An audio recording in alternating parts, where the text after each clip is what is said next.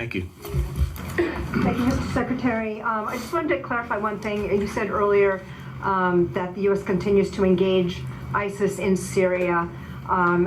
Has the anti-ISIS campaign in Syria been affected at all by this?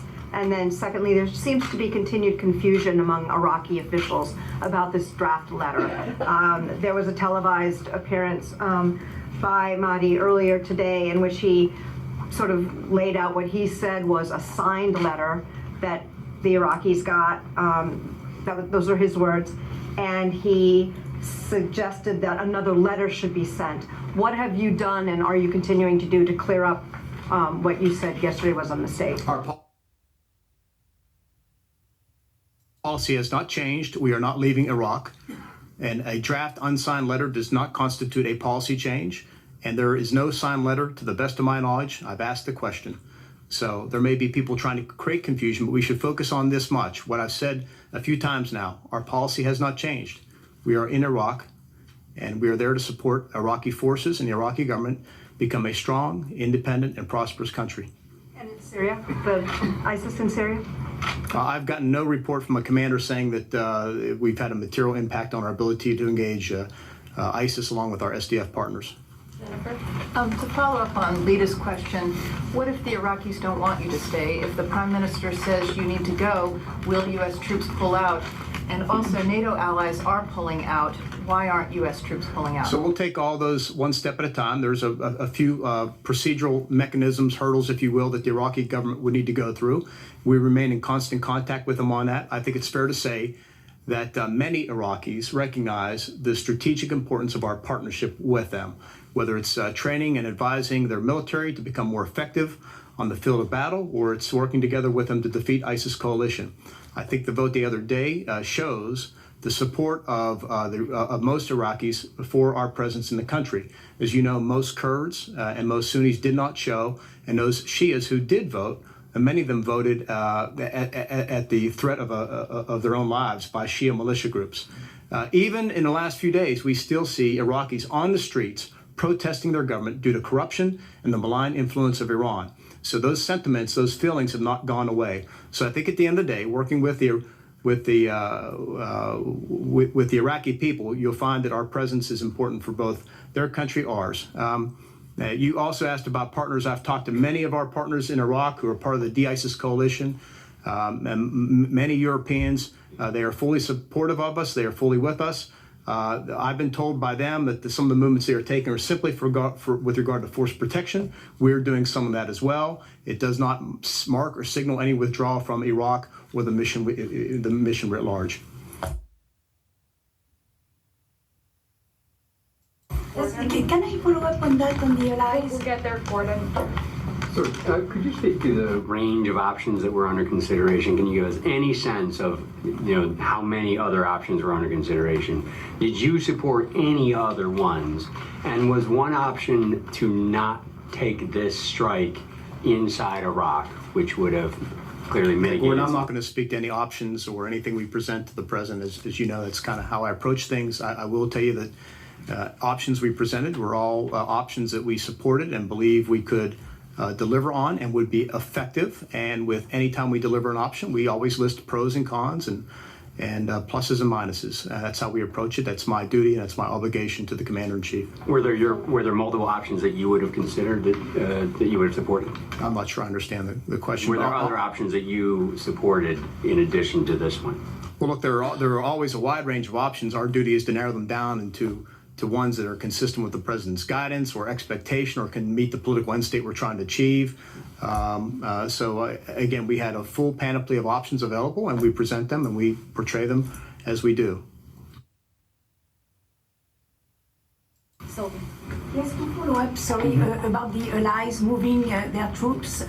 Does it mean that you couldn't guarantee their security, especially with an air protection, or did you ask them to move their troops? No, I don't think so. I know in one case in particular, it was just a matter of us being able to move in additional U.S. forces into a confined space that was being occupied by some of the international trainers, partners on the ground, and it was just a logistical issue.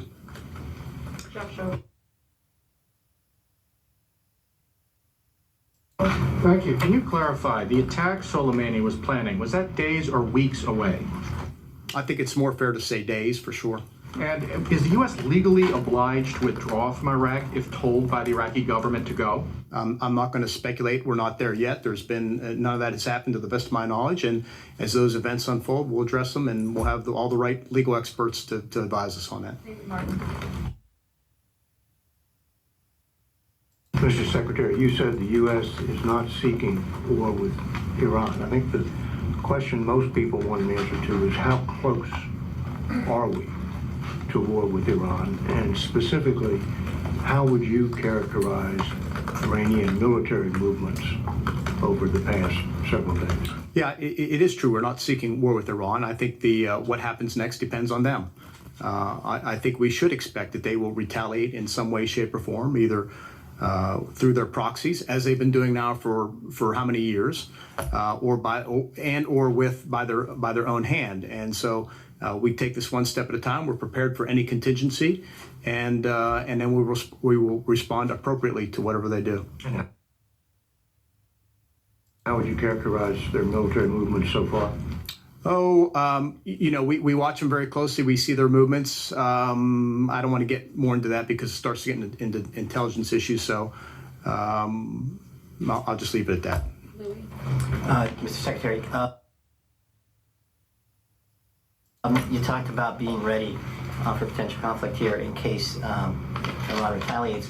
But if they don't retaliate against American targets or interests in the Middle East, but instead target our partners in the region, is that enough to warrant a U.S. response? Look, Lee, I'm not going to hypothesize or speculate, but we are standing there to defend not only our interests, but those of our allies and partners, and I want to reassure them that we're there with them as well. Barbara? 2 points to follow up on, if I may. You have talked about Iran needs to de-escalate. My first question is, does the U.S. have any obligation to de-escalate, or is that solely in Iran's court? My second question, you have said several times in the past couple of days that you will follow international law on potential war crimes. I think, let me set that aside. I think everyone would expect you would do exactly that. My question is not hypothetical. President is out there with his position. If you get an order, would you resign from office rather than violate the law? Barbara, I'm not going to get into some hypothetical that you're portraying here. I'm fully confident that the president is not going to, the commander-in-chief will not give us an illegal order. And as I said, the United States military will, as it always has, obey the laws of armed conflict. And escalation, does the U.S. have any responsibility or obligation to also de-escalate, or is that, in your view, solely in Iran's court? Well, we're not the ones that have escalated this over the past, arguably 40 years, and certainly over the past several months. It's been Iran, through its proxies, and it has consistently escalated this in terms of the size, scale, scope of their attacks. So we reached the point where we had to act in self-defense. We had to take appropriate action. So at this point, as I've said a few times now, the ball is in their court. What they do next will determine what happens in the subsequent moves. Thank you. Mr. Secretary, I would like to ask you, before the attack against Qasem Soleimani, have you been in consultations with your partners in the region, I mean the GCC countries or Israel, if you have informed them that this operation is going to take place today at this moment? Yeah, I'm not going to get into the details of our consultations on any matter with other countries. Obviously, we've been talking about our force posture in Iraq for some time, our concerns about Iranian actions or the actions that they are inspiring, resourcing, or directing through its militias. But I'm not going to get into any details. Just a quick follow-up on your remarks about the parliamentary vote. You raised some questions about the kind of people who did vote and didn't vote yesterday and today. Do you believe that vote was legitimate? That resolution calling on U.S. forces to leave was legitimate? And then separately, on the issue of, you said that you expect Iran to retaliate. Are there any off-ramps to this crisis, or do you expect that we're heading towards this military confrontation? On the first question, I won't characterize it any differently than what many other people have characterized it, many experts, and that is as non-binding. And we know there are mechanisms by which they would have to act. I'm not an expert on the Iraqi government, so I characterize it the way I did with you all the other day as non-binding. With regard to the off-ramps, there's a big off-ramp sitting in front of Tehran right now, and that is to de-escalate, to message us that they want to sit down and talk without precondition, by the way, to the United States about a better way forward, a way forward which would constitute a new mode of behavior by Iran, where they behave more like a normal country, and that would, one could presume, free them up from economic sanctions and allow the Iranian people to pursue the life they want to live, and that is one with freedom and prosperity and all those things that most human beings want.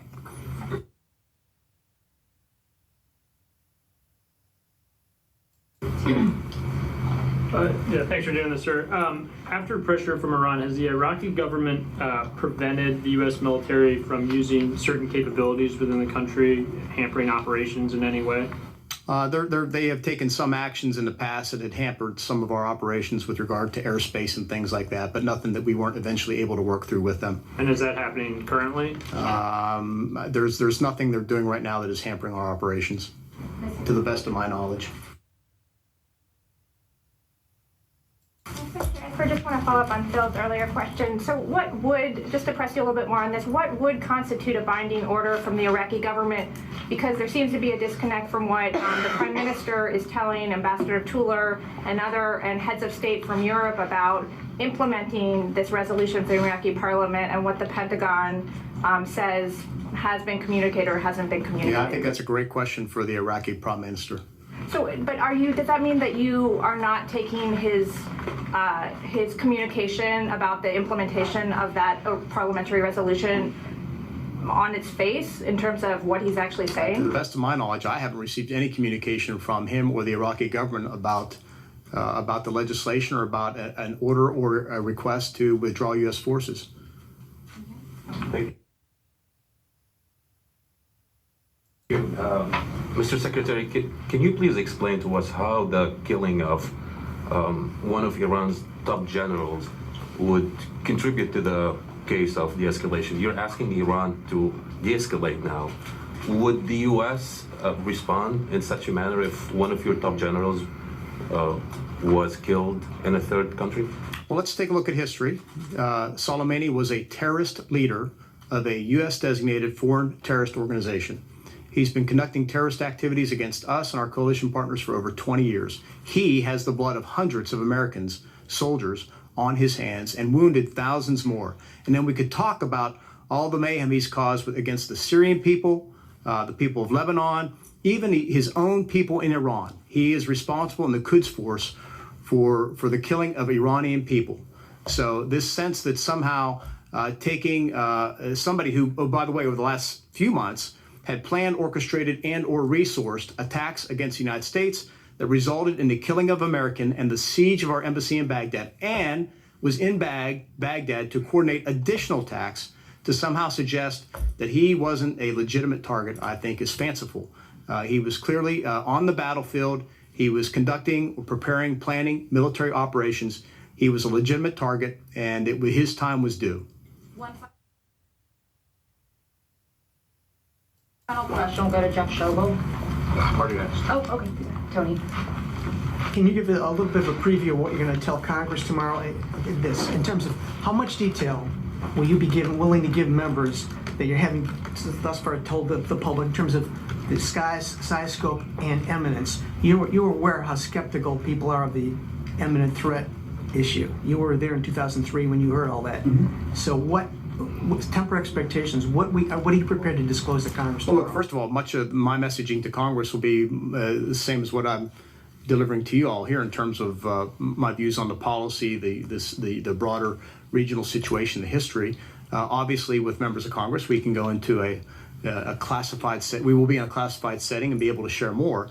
But the exquisite intelligence that we're talking about that led to the decision that was, I should say, one of the factors that led to the decision to strike at Soleimani is only shared with a handful of members, the so-called Gang of Eight. And so they are getting that briefing this afternoon, and they will have access to that, but most members will not have access to that. You talked about increasing force posture in the region. What about force protection levels? Have you gone up to the C or Delta highest level? The commanders in the region, and I should say globally, are taking all appropriate force protection measures relevant to their situation, the threat that they're receiving, the readiness of their troops, etc. So I'm confident that our commanders are going to do the right thing on the ground.